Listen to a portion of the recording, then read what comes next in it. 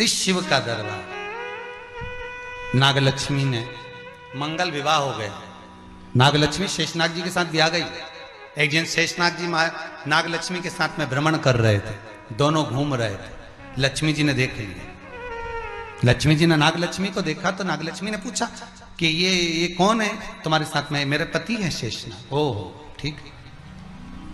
नाग नागिन का जोड़ा ही ऐसा होता है, पति जाए तो पत्नी बदला लेती है, पत्नी जाए तो पति बदला लेता है। इसलिए हिंदू धर्म की रीति है, गाड़ी के नीचे हाथ में किसी भी रूप में अगर आपसे सर्प मरा है, सर्प की हत्या हुई है, या आपने किसी के द्वारा सर्प पकड़ाकर छुड़वा भी दिया है, तो निवेदन रहता है चांदी का एक नाग नागिन छोटा सा बनाकर, छोटा सा उसको शक्कर के कलश में रखकर बांधकर शिव मंदिर में रखकर आ जाइए। उसको दे दो शिव बाबा को कि अब हमारी तरफ से हमने हाजिरी लगा दी, हमसे दुख, हमसे गलती हुई, हम क्षमा चाहते हैं। गलती मनुष्य से होती है, मानव से होती है, हो गई गलती, अब आपको साधन है।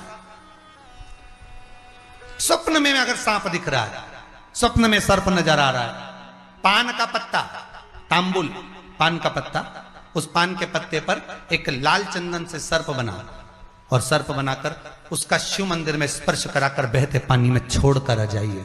सर्प दिखना बंद, स्वप्न में कभी नहीं दिख सकता। सर्प का घर में सर्प आ रहा है, आस्तिक मुनि का स्मरण करिए। 5 लौंग, एक नाग नागिन का जोड़ा छोटा सा, किसी भी स्थान पर ईशान कोण के अंतर्गत उसको थोड़ा सा खड्डा खोदकर 5 लौंग के साथ नाग नागिन के जोड़े को दबा दीजिए, मिट्टी डाल दीजिए। घर में जब नाग नागिन का जोड़ा आप दबाएं तब आस्तिक मुनि का नाम लेकर दबाएं, मां मनसा का नाम लेकर दबाएं, जो नागों की बहन है, उस मनसा देवी का स्मरण कर कर उसको डाल दी। आज भी हमारे यहाँ हिंदू धर्म नीति है, जब पहला कॉलम नए मकान का पहला कॉलम जब भराता है, उसमें तांबे के कलश में नाग नागिन रखकर, कमलगट्टा रखकर, अमरबेल रखकर, थोड़ी सी सरसों रखकर उसका पूजन कर कर पहले कॉलम के अंदर, जो पहला कॉलम भराएगा गड्ढे का, पहला जो सरिया रखाता है, कॉलम भराता है, वास्तु पूजन के हिसाब से उसमें रखा जाता है। और वो तो वो उसके रखने के बाद भी जब मकान का मुहूर्त होता है तो वास्तु पूजन में नाग नागिन का जोड़ा रखाता है, वो भी उस मकान में कहीं ईशान के अंतर्गत उसको दबाया जाता है। उसको भी इसलिए कह देते हैं यहाँ पत्थर मत लगाना, यहाँ टाइल्स मत लगाना। पंडित जी से पूछोगे तो ब्राह्मण बता देगा इस जगह पर टाइल्स ना लगाइए, इस जगह पर पत्थर ना लगाइए, यहाँ पर वो गोला रखा जाएगा, यहाँ पर वो नाग नागिन का जोड़ा रखाएगा वास्तु पूजन के बाद।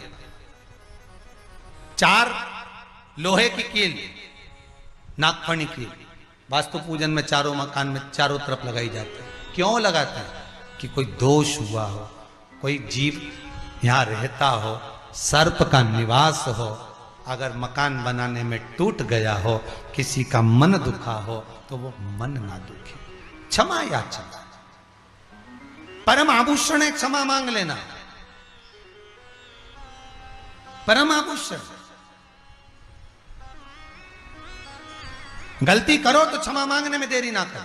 हो गई गलती, हो क्षमा है, हम क्षमा मांगो। हे शंकर, हे शंभु, हे त्रिकालदर्शी, हे कैलाशी, हे अविनाशी, क्षमा कर दीजिए, गलती हो गई। तेरा ही दिया मैंने खा।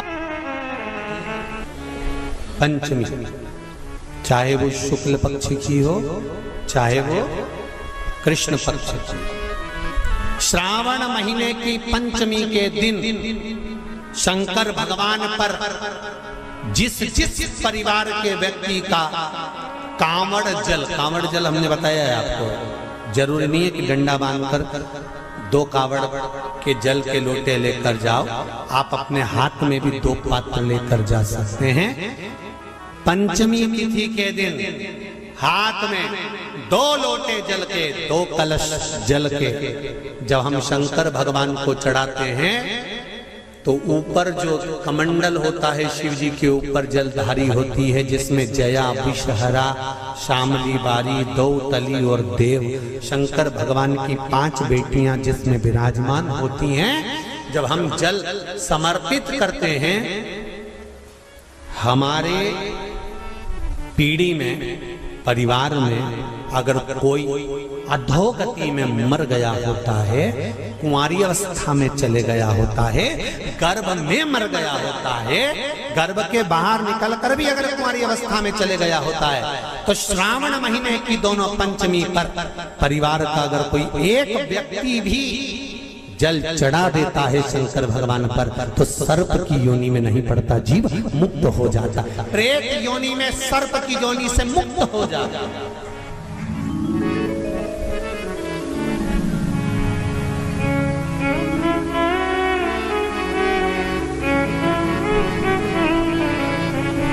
महाराज, हमारे यहाँ सांपों की पूजन कौन से दिन होती है, कौन सी तिथि में करते हैं? जम के बोलो जरा। नाग पंचमी।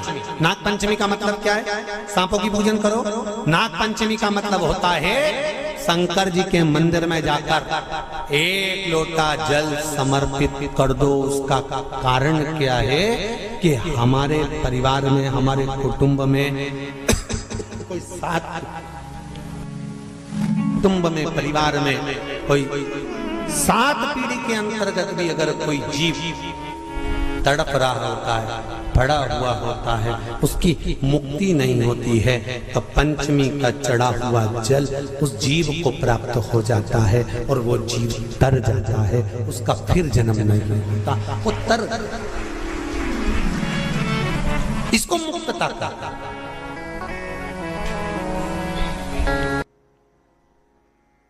मिलकर जो करा जाता है उसका एक आनंद ही दूसरा होता है। एक अकेला दूध पदार्थ को अपन ग्रहण कर लो, प्रसन्न।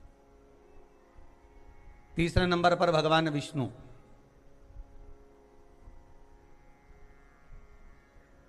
चौथे नंबर पर सूर्य नारायण भगवान,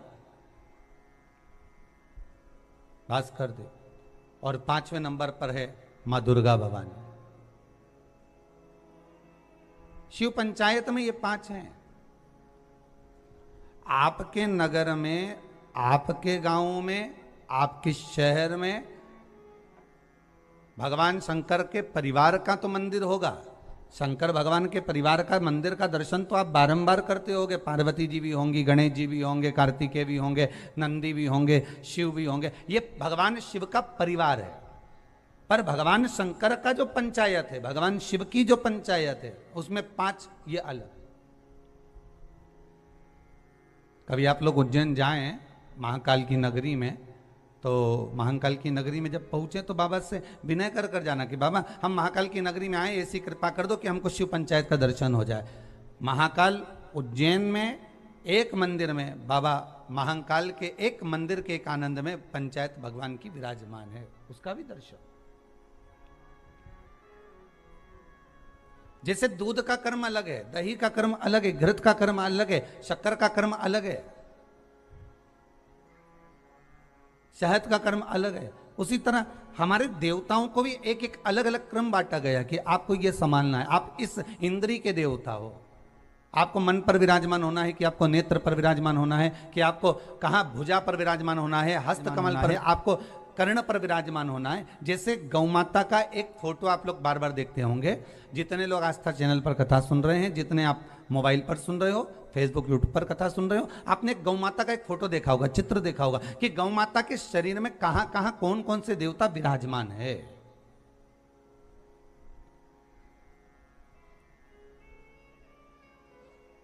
गौ माता के शरीर में कहां कहां कौन से देवता बैठे हुए हैं, ये आपने दर्शन करा होगा एक चित्र के अंदर, एक गौ माता के एक चित्र के अंदर। उसी तरह केवल गौ माता में नहीं,